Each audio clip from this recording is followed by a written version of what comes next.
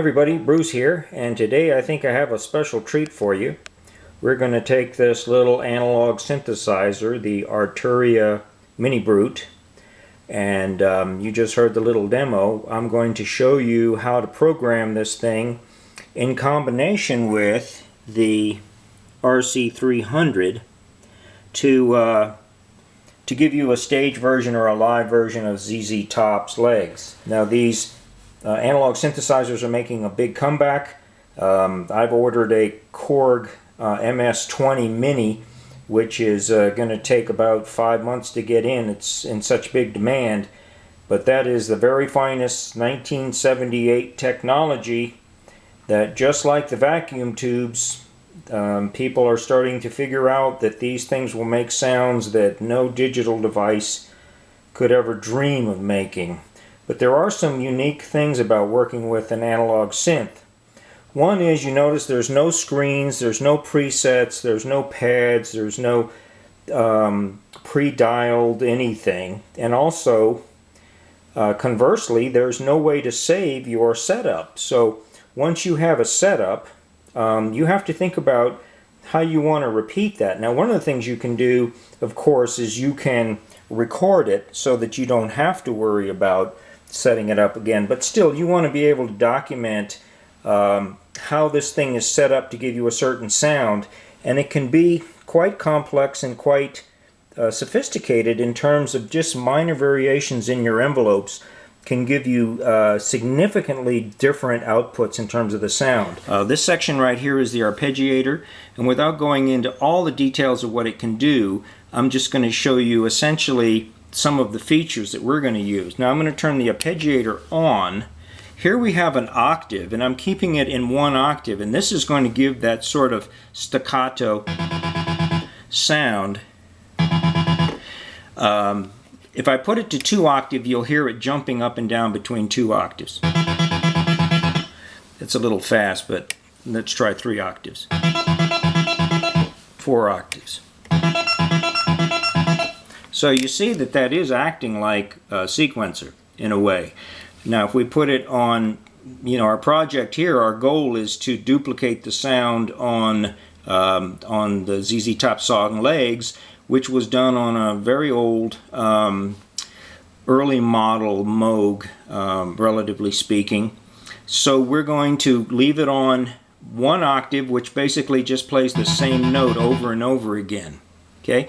Some of these other features here then become irrelevant. Whether it goes up or down, it doesn't matter, because we're only playing 1 note. Swing, the same thing. We just want to leave all that stuff in the default mode.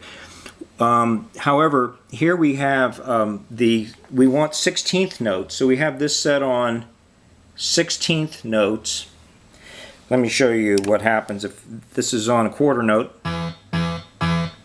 8th note,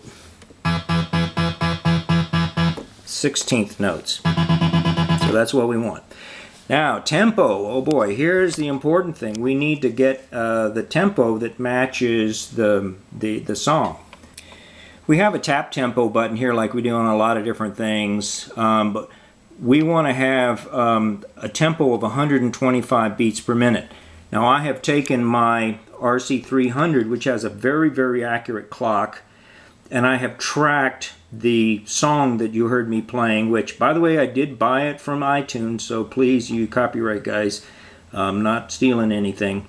And I have found that the song varies from 123 beats per minute up to 130 beats per minute, which is typical of that kind of performance, even when it's done in the studio, because they're not working on a click track usually. So what I have done is I have averaged it. Most of the song is around 125 beats per minute. So 2 different ways that we can set up 125 beats per minute. The first way is to use the internal clock of this device here and set this tempo so that we come up to the right tempo. This is probably the way that it was done originally. Also, as maybe the musicians speed up or slow down during the song, you can adjust very, very slightly that tempo here and adjust for that. But the way that I am using this tempo, is I am using the RC-300's clock, and I'm running the MIDI out. It says MIDI. I'm running it out here, and I'm running it into the Minibrute, the MIDI in, and therefore it is seeing the clock from the RC-300 rather than its internal clock. And let me prove that to you. I'm going to set this up here on hold so that it'll play by itself. I will turn this tempo knob one way or the other, and it will not change the tempo until we get way out of bounds this way or way out of bounds this way. But you can see this whole range right here, it's ignoring this knob. So that means that it is reading the clock from the RC-300 MIDI out, and that's very important for what we're going to do in a minute. And the last little control here is this hold, which I just demonstrated, off, and you hit a note, it will just play the note. If it's on, you can play the note as long as you hold it. And then when you release it, it'll stop playing. If you press the hold position, it will play until you turn it off, or actually turn it back to the on position, and it will stop. It'll stop running continuously. Okay, so now let's set up the RC-300. I've gone through this material in a lot of my other videos, so I'll just step right through this. If you want the details on any of this, you might want to check some of the other videos that I've done. But the first thing we're going to do is we're going to start out with an empty memory location, and the first thing we need to do is give it a name. So I press the memory edit button shortcut 3 times, 1, 2, 3, and I'm into the name editing menu, and I will give it a name. So now we've edited the name, and we can exit that menu. Let's set up the tempo and some of the other rhythm aspects of it. We'll come over here to tap tempo and press the tap tempo button and set our tempo to 125 beats per minute. It is very important that you get that tempo correct. You can change the pattern of the drums and other things, but you cannot change the tempo without really messing up all of the memory signals. So now we're going to do the rhythm edit. Simple beat, well, be fine for start. We can always change that later. A 4/4 time, and we want a record count on, 1 measure. And that is all we need to do to set up the rhythm edit. So we exit that. So now we have a simple beat at 125 beats per minute, and we have a count in, and we have named it. So let's write what we've got so far, write it to this same memory location. Now under memory edit, we're going to do 2 things. We're going to set the system up as single track mode, and we're also going to set up this pedal as a volume pedal. So let's go under memory edit, and we'll step over 9 clicks, 1, 2, 3, 4, 5, 6, 7, 8, 9, and we're to single track. We'll turn single track mode on. The next selection is very important. It helps us a lot to change tracks so we don't have to have our timing exactly right. Let the system change it. We'll change this to loop in so that we'll just click one of the pedals and say what we want the next track to run, and it will switch automatically. We don't have to time it. It will time itself. Now we want to go over to the assignments, and we want to go to assign 2, which is already set up as a volume pedal. I'll show you that. Switch 2 is on, assign 2 switch is on, and then it's already set up. The system already is defaulted to memory level, which is the volume pedal. And the minimum, it goes from 0 to max, which is 200. I usually like to set this back down somewhere around 100. Usually 200 is a little bit too loud, but just suit your own self on that. Now the next thing, here's the main thing we need to do, is it's defaulted to a volume pedal, but it's not defaulted to this pedal. It's defaulted to an external pedal. See where this says expression 1 and this says expression 2?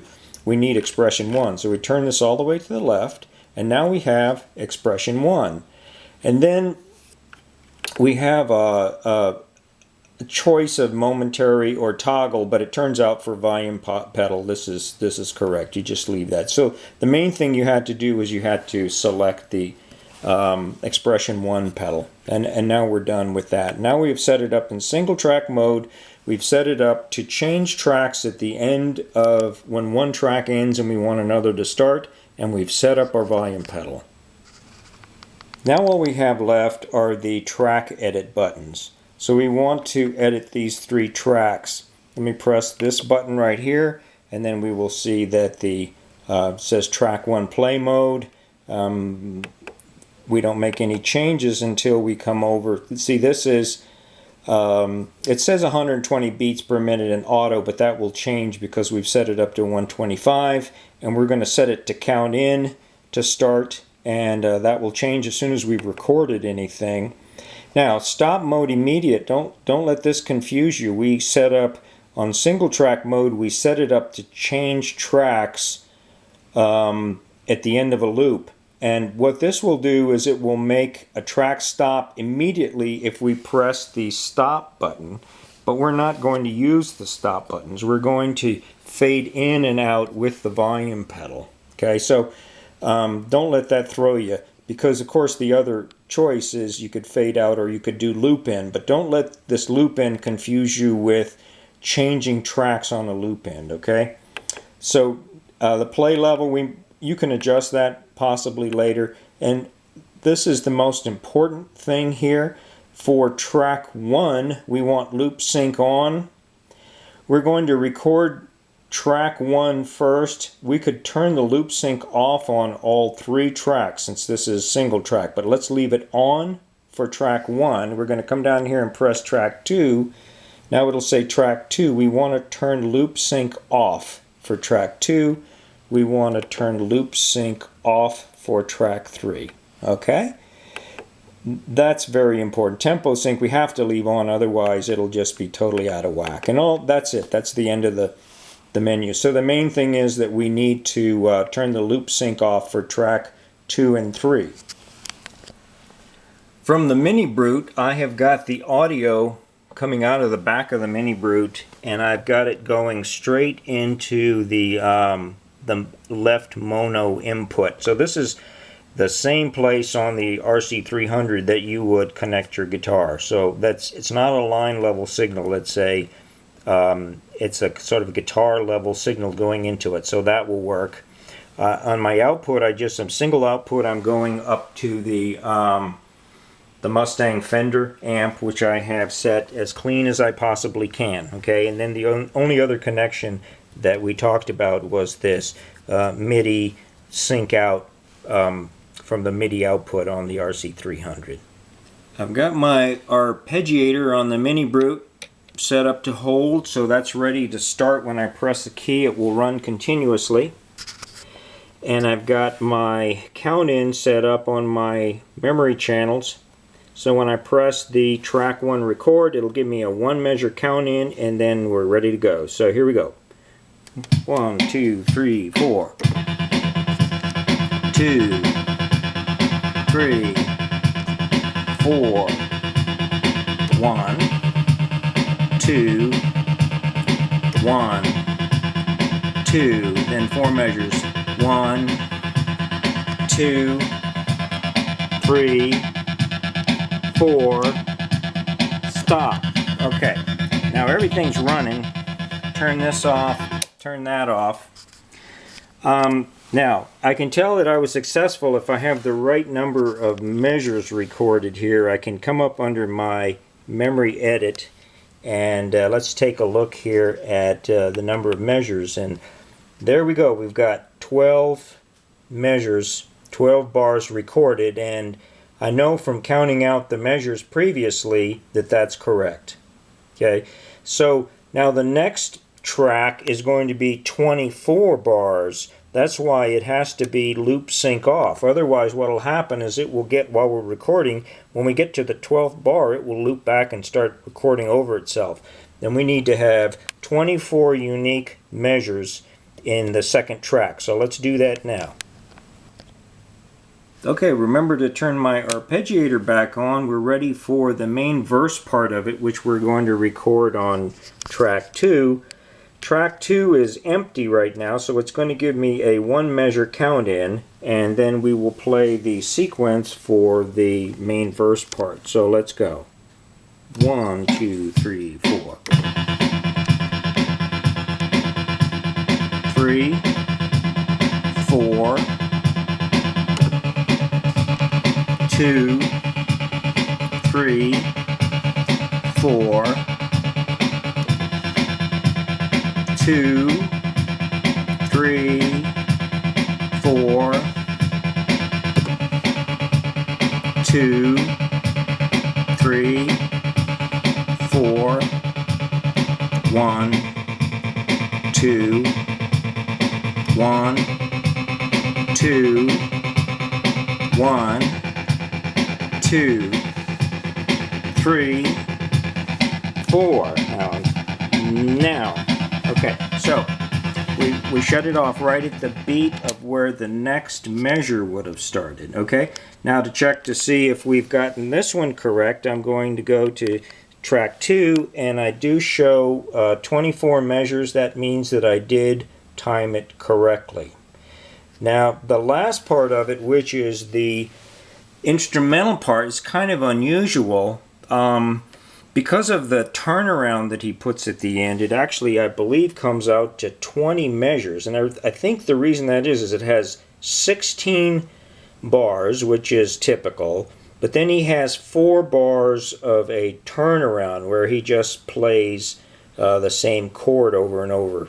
So it's really 16 and 4, but it's kind of unusual to see 20 measures. The first one was, for this track, was 12. This track is 24, and this one is about to be 20 measures. So let's record that instrumental part. Okay, here we go on the instrumental break part. I turn my arpeggiator back on. My track 3 is ready to go. It's empty, so it will give me a count in.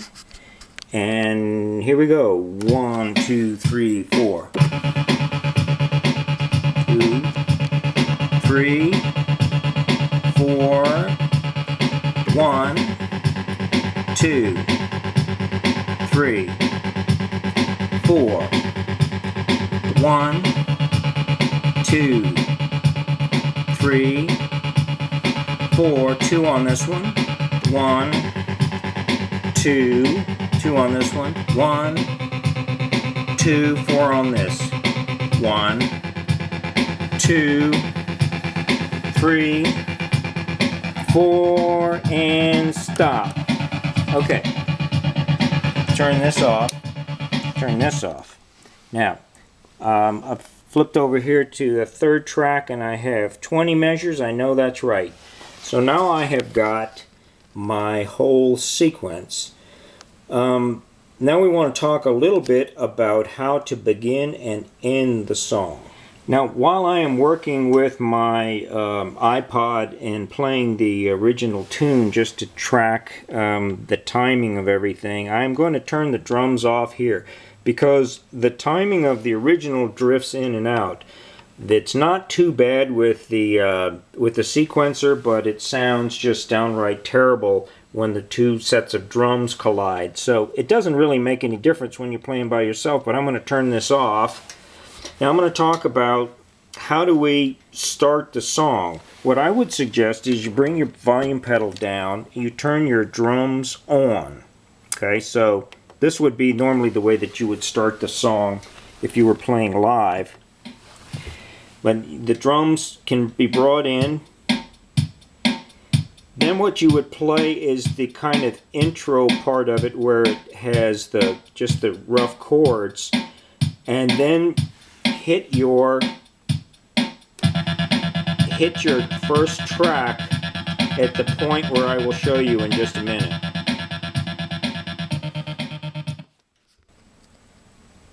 So at this point we're essentially finished with our sequencer. We have recorded everything into the RC-300. We have the intro section, we have the main verse which goes twice, and then we have the instrumental part, which goes once. It goes back to this, and then it plays the main section of it at the end as well. And since we only can program three, there are 4 parts, but we can only program 3 parts, or actually, you know, almost 5 parts, because we can play that little intro with the drums if we want.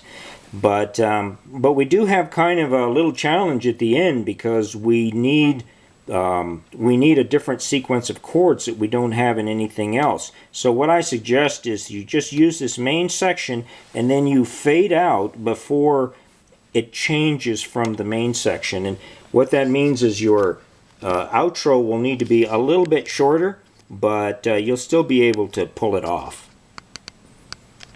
Okay, so now watch how the single track mode will manage the switches between the different sections of the song. Now I'm going to have to ride herd on the timing, because they start off at 125, they speed up to about 130, then they back off to about 124, and it's back and forth. So I'm going to have to try to keep us a little bit aligned with that. That's obviously kind of an artificial thing, because we're playing with another time source, so that won't be any problem at all when you're playing live. But alright, so here we go. 1, 3, 4, now. Okay.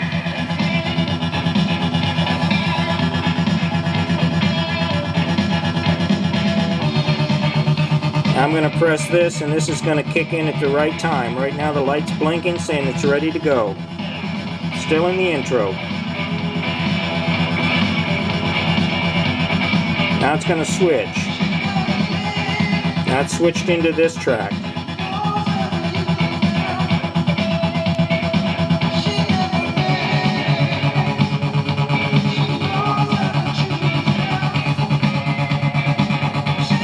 We're going to do this twice.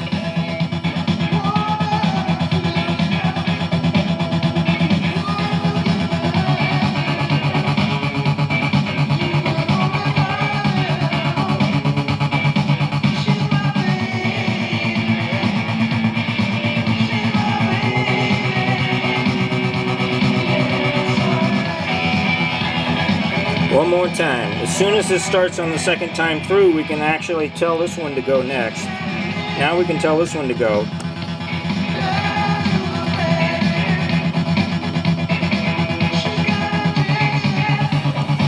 Now this is waiting to go.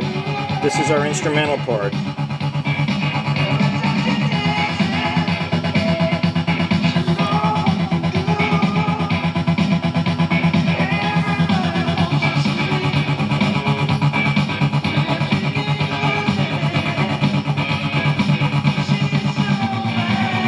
Trying to keep us synced up here.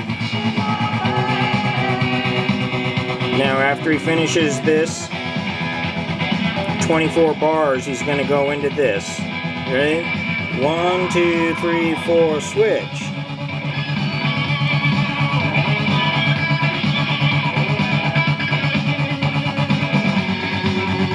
We're right on.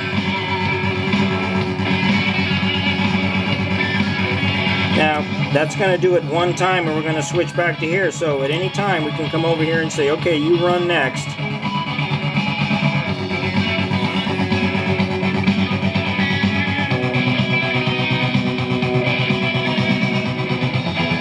Still running this one. That's about to change. 3, 4, change. Back to this.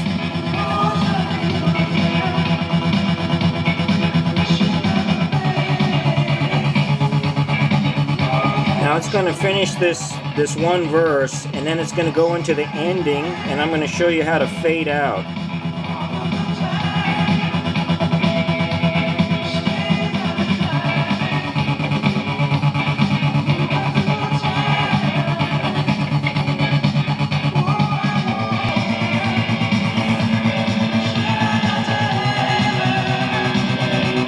Okay, this is the end of the verse. Now this would be the beginning of the next verse, but it's the end. Now I'll show you where to fade out. And we need to fade out before it goes back to that chord change again. Now we need to fade out right about here.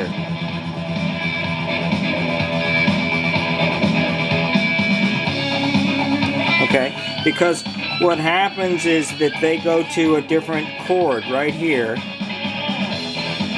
See, they go back to the first chord where we would be on another chord right there. Okay, let me stop the music. So we need to back out before they get back into that. And they go back and forth between the first chord and the second chord, and at one point we go from the second chord to the third chord in the sequence, and we need to phase out before we do that because that's not part of the ending, that's part of the verse. So now we've got all our sequencer synthesizer parts recorded, and we've tested them. We want to make sure that we write this so that we don't lose all that good work we've done. We can turn the drums back on now, and we can play it with the drums. We can choose a different drum pattern if we want. Doesn't matter. Just pick one you like. As I said before, we need to make sure we don't change the tempo once we've recorded it, otherwise it sounds very wobbly and weird, so that doesn't work very well at all. So I would just say at this point what you need to do is record your bass parts on here, on the different sections of the song. When you get to the end of the song, just remember to fade out before it gets into a different chord sequence, but it still gives you plenty of time to play an outro, and you're all set to go. So I know we covered a lot in this video, and thanks for your patience, and I hope you got something out of this. So we'll see you next time now. Take care.